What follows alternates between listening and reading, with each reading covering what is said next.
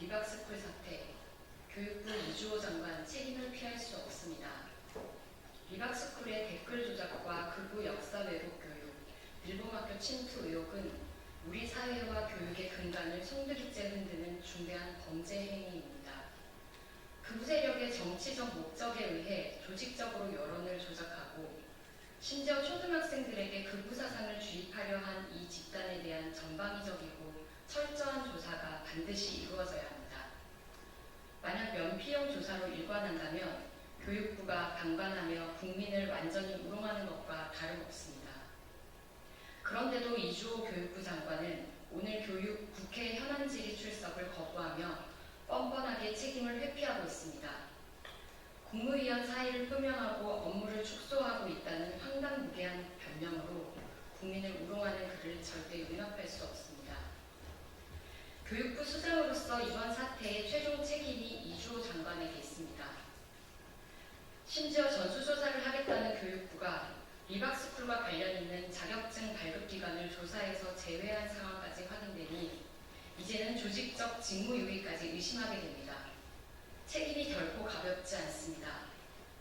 교육부는 지금 즉시 전수조사를 의혹 없이 철저히 마무리하고 리박스쿨 관련 모든 단체와 인사를 낱낱이 공개해야 합니다.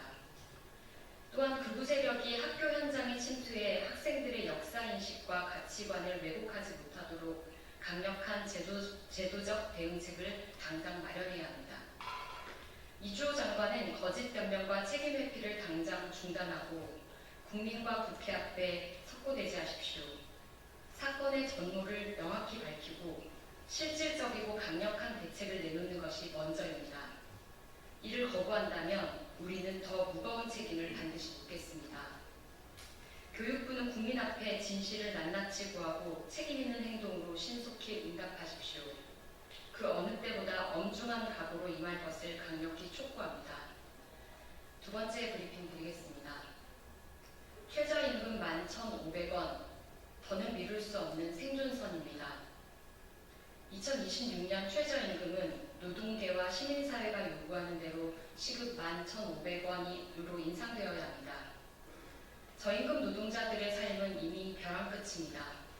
2024년 기준 생계비는 7.5% 넘게 상승했지만 올해 최저임금 인상률은 고작 2.5%에 그쳤습니다.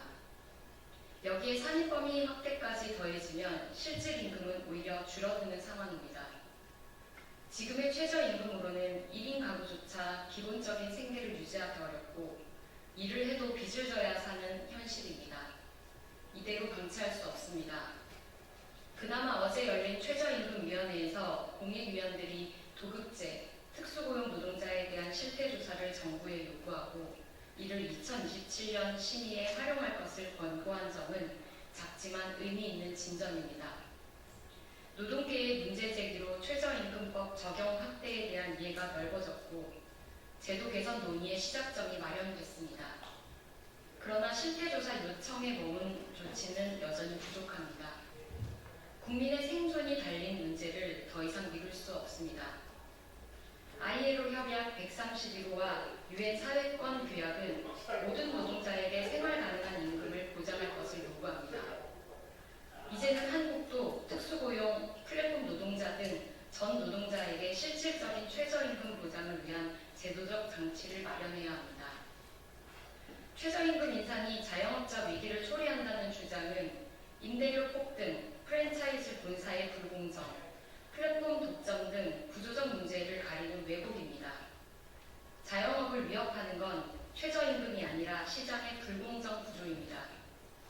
정부는 더 이상 머뭇거리지 말고 모든 노동자에게 인간다운 삶을 보장하는 최저임금 11,500원 인상과 적용 확대를 위한 제도 개혁에 즉각 나서야 합니다. 지금 필요한 것은 생존 가능한 임금입니다. 최저임금 11,500원은 당연한 최소한의 요구입니다. 이상 브리핑 마치겠습니다.